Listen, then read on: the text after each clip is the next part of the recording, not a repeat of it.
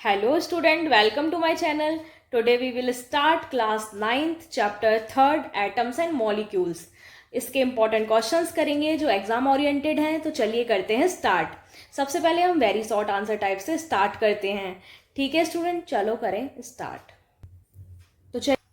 तो चलिए करते हैं क्वेश्चन नंबर फर्स्ट को सॉल्व, जिसमें बताया गया है कि बैलेंस इलेक्ट्रॉन से आप क्या समझते हैं, यानी कि what do you understand by balance electron. तो बैलेंस इलेक्ट्रॉन क्या होते हैं, जो सेल है, लास्ट सेल एटम्स की, उसमें पाए जाने वाले इलेक्ट्रॉन्स क्या होते हैं, हमारे बैलेंस इलेक्ट्रॉन होते हैं, जो डिटरमाइन करते हैं एटम्स की केमिकल प्रॉपर्टीज़ को, प्लस एबिलिटी टू, क्या एबिलिटी, बॉन्ड बनाने की। ठीक है, जो वे अदर एटम्स के साथ क्या करते हैं, बनाते हैं। ठीक है, उसको हम क्या कहते हैं, बैलेंस इलेक्ट्रॉन्स कहते हैं। ठीक है, नेक्स्ट क्वेश्चन है हमारा, या फिर मैं थोड़ा सा लिख कर भी बता देती हूँ आपको कि क्या कहते हैं। ठीक है, ये क्या है, आउटर मोस्ट सेल में पाए जाते हैं।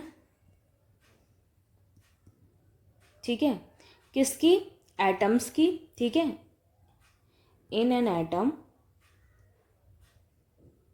ठीक है, प्लस ये डिटरमाइन करते हैं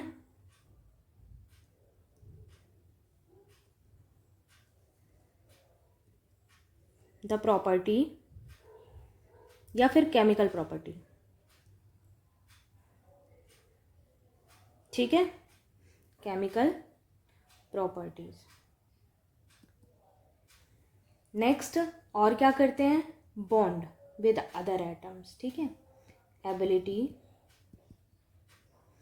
to bond with other atoms. Clear students.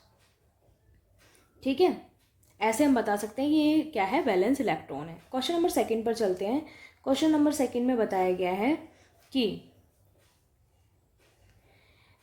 Name the anion and cation that constitute the molecules of calcium oxide, कि जो मतलब एनाइन का नाम बताना है और कैटाइन का नाम बताना है, जो जिससे मिलकर कैल्शियम ऑक्साइड जो है वो फॉर्म हुआ है। ठीक है, तो कैल्शियम ऑक्साइड किससे किससे मिलकर फॉर्म हुआ है, सबसे पहले तो कैल्शियम से मिलकर फॉर्म हुआ है और दूसरा ऑक्सीजन से मिलकर फॉर्म हुआ है। ठीक है, तो कैल्शियम ऑक्सीजन मिलकर क्या बना रहे हैं, कैल्शियम ऑक्साइड बना रहे हैं स्टूडेंट।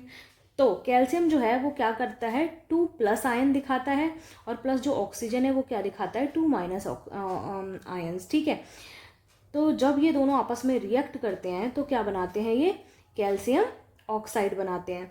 तो कैल्शियम का जो आयन है वो क्या है, पॉजिटिव आयन है, तो ये क्या कहलाएगा, कैल्शियम हमारा कैटायन कहलाएगा। क्या कहलाएगा, कैटायन।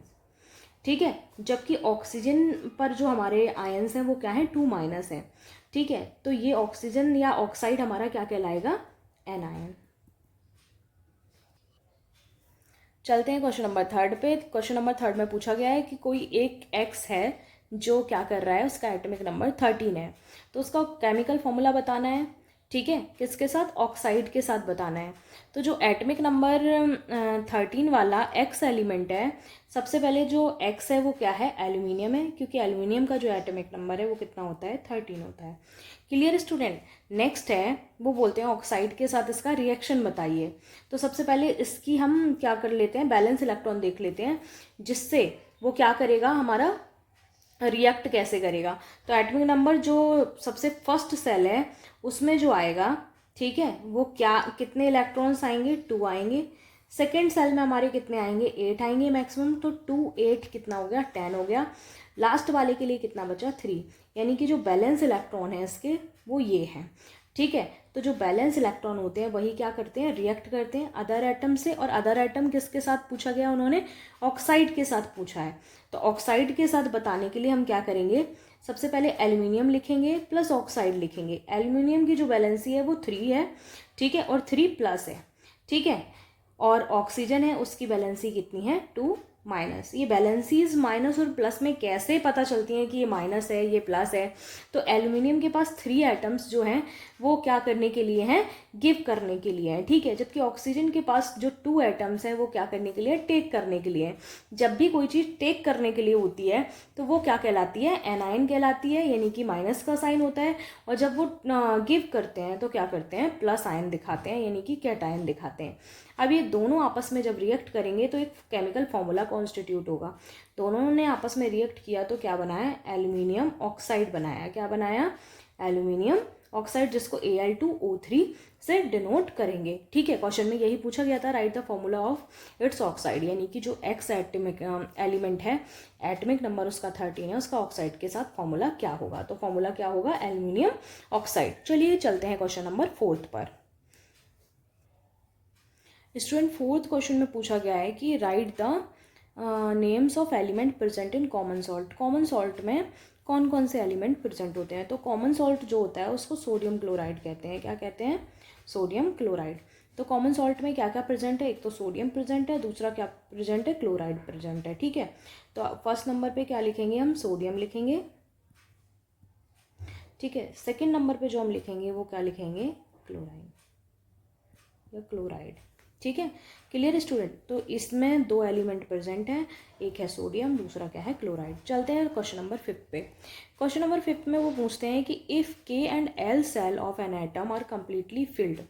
जो के सेल है, फर्स्ट सेल यानी कि एटम की, और सेकेंड सेल जो है एटम की यानी कि एल सेल, दोनों कम्प्लीटली फिल्ड हैं with electron, that then what will be the total number of electrons in that atom. वो बोलते हैं कि तो इसमें कितने टोटल नंबर ऑफ इलेक्ट्रॉन्स इस एटम्स में पाए जाएंगे। तो स्टूडेंट के सेल में मैक्सिमम जो इलेक्ट्रॉन्स है वो 2 आ सकते हैं। क्वेश्चन नंबर 4 का आंसर मैं बता रही हूँ, 4th नहीं 5th का, सॉरी 5th का आंसर मैं बता रही हूँ। ठीक है, 5th क्वेश्चन में ये बोला गया है कि के सेल कम्प्लीटली फिल है। जो के सेल कम्प्लीटली फिल्ड होगा तो उसमें मैक्सिमम 2 इलेक्ट्रॉन्स आएंगे। ठीक है, और एल सेल अगर स्टूडेंट कम्प्लीटली फिल्ड होगा तो उसमें कितने इलेक्ट्रॉन्स आएंगे, 8 इलेक्ट्रॉन्स आएंगे मैक्सिमम। ठीक है, क्योंकि लास्ट क्लास जो होती है उसमें मैक्सिमम 8 इलेक्ट्रॉन्स आते हैं, और सेकेंड सेल में भी मैक्सिमम कितने इलेक्ट्रॉन्स आते हैं, 8 इलेक्ट्रॉन्स आते हैं। ठीक है, तो हमारे कितने इलेक्ट्रॉन्स मैक्सिमम हो चुके हैं, 8। एल सेल भी फुल हो चुकी है, के सेल भी फुल हो चुकी है। अब वो बोलते हैं तो इनके एटॉमिक नंबर क्या होंगे, मतलब टोटल नंबर क्या होगा। तो टोटल नंबर जो होगा वो 2 + 8 इक्वल्स टू कितना होगा, 10। यानी कि इसका total number of electrons in an atom कितने होंगे, टोटल नंबर ऑफ इलेक्ट्रॉन्स कितने होंगे, 10 होंगे इस एटम्स में। ठीक है, क्योंकि इसका एटॉमिक नंबर जो है वो क्या है, 10 है, और इसके इलेक्ट्रॉन नंबर भी क्या होंगे, फिर 10 होंगे। ठीक है, क्योंकि जेड जो है वो किसके, P+ के बराबर होता है, और P+ किसके बराबर होता है, P+ यानी कि प्रोटॉन इलेक्ट्रॉन्स के बराबर होते हैं। तो जेड एटॉमिक नंबर 10 है तो प्रोटॉन भी 10 है, और प्रोटॉन 10 है तो इलेक्ट्रॉन्स भी 10 है, इसलिए इसका जो एटॉमिक नंबर है वो कितना आएगा, 10 आएगा। Clear student.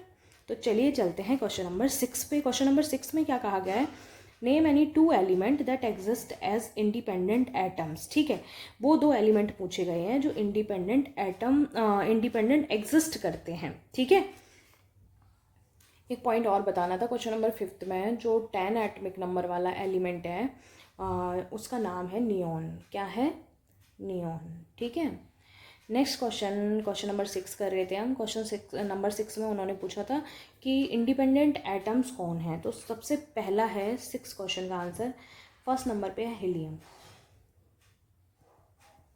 ठीक है, जिसको हम He से डिनोट करते हैं। सेकंड नंबर पे है आर्गन,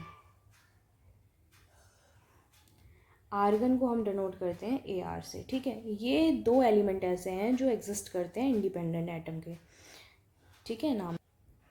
अब हम बात कर रहे हैं पॉलीएटमिक आयंस के बारे में, क्वेश्चन नंबर 7 के बारे में बात कर रहे हैं। तो क्वेश्चन नंबर 7 में बोला गया है मैग्नीशियम कार्बोनेट में पॉलीएटमिक आयन कौन है। ठीक है, तो Mg जो होता है वो क्या होता है, 2+ होता है, और कार्बोनेट जो होता है वो क्या होता है, 2- होता है।